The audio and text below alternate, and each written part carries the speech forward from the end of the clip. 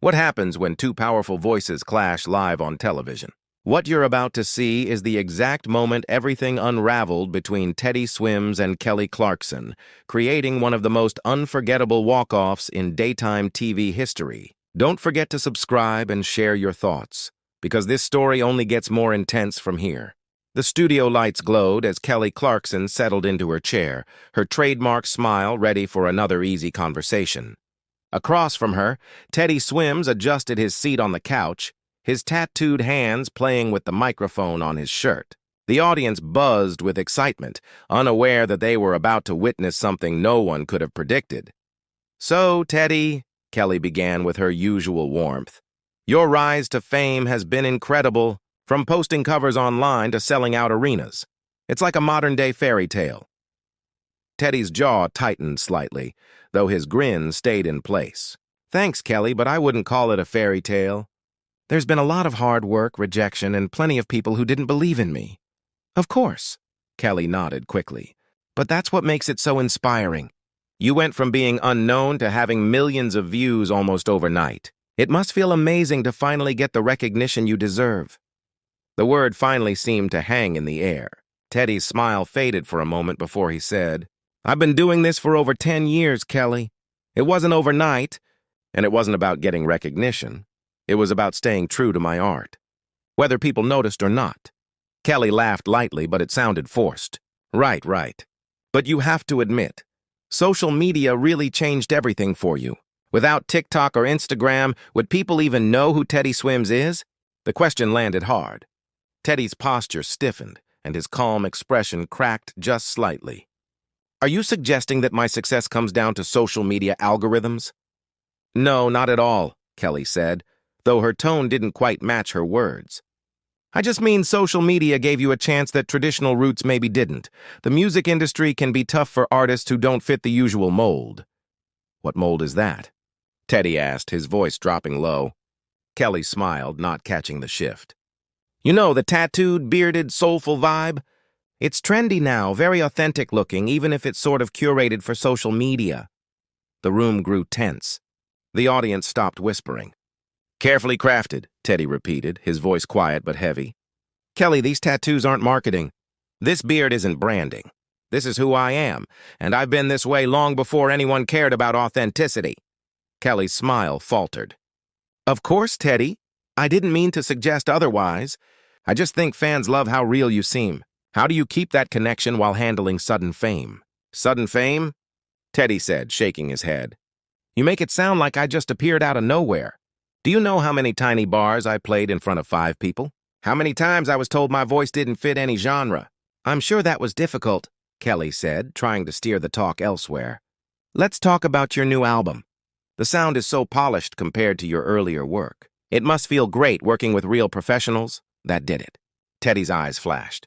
"Real professionals as opposed to what, Kelly? The fake ones I worked with before?" Kelly blinked, realizing too late how it sounded. "I just meant professional producers and studios can really enhance your sound. There's nothing wrong with having help to reach your full potential."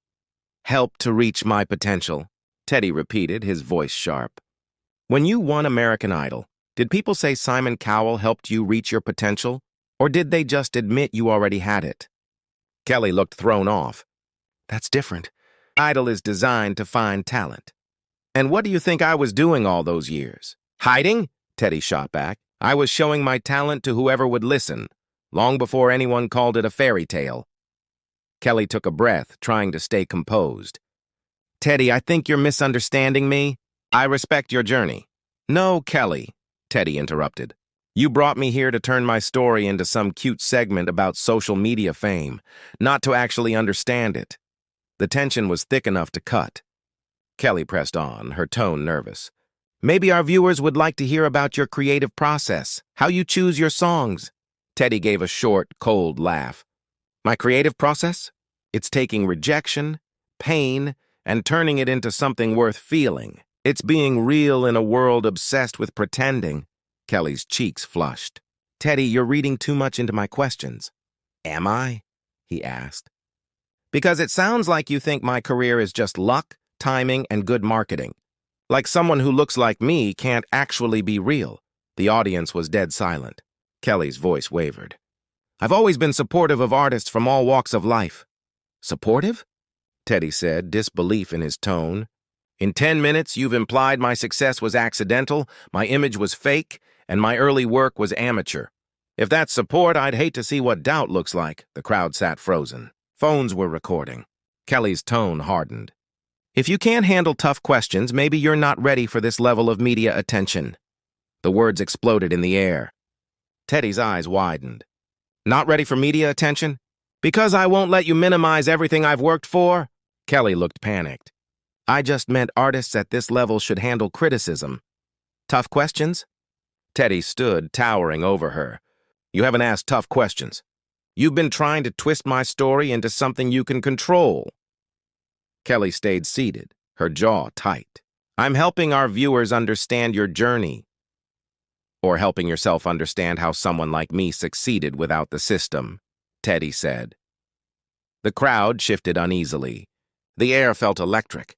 Kelly, you've made it clear that you think my success isn't legitimate, Teddy continued. You've tried to make me small so you can stay comfortable. Kelly rose from her chair. You're twisting my words, am I? Teddy said, gesturing toward the audience. Everyone here heard you. Kelly's eyes darted around, looking for help, but no one moved. This is my show, Teddy, she said tightly. If you can't see that I've been supportive, maybe you should think about whether you want to stay. Teddy stared at her, breathing hard. Maybe I shouldn't. Kelly looked desperate. Don't walk out. We can fix this.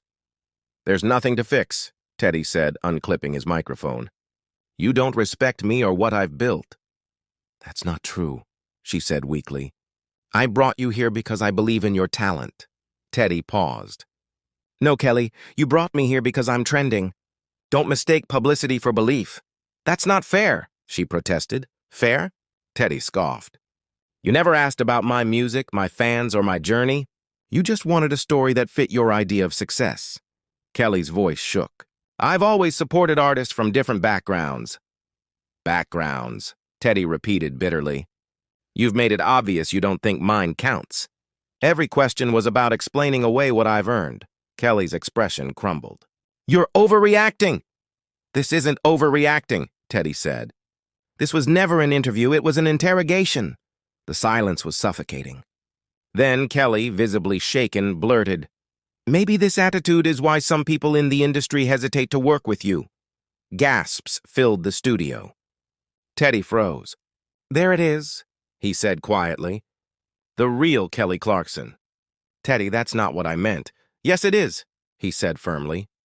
You think standing up for myself proves them right. You think the problem is me, not your narrow idea of what success looks like? Kelly's voice was small. That's not what I think, isn't it? Teddy said.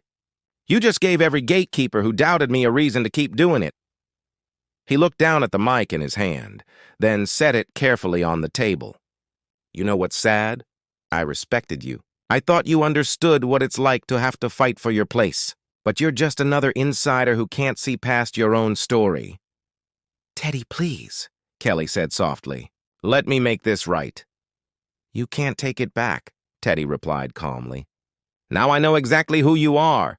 He stood composed now. I came here thinking I'd talk to someone who got it. Instead, I got someone who thinks my success is a marketing trick. Kelly's voice cracked. Don't leave like this. This show reaches millions.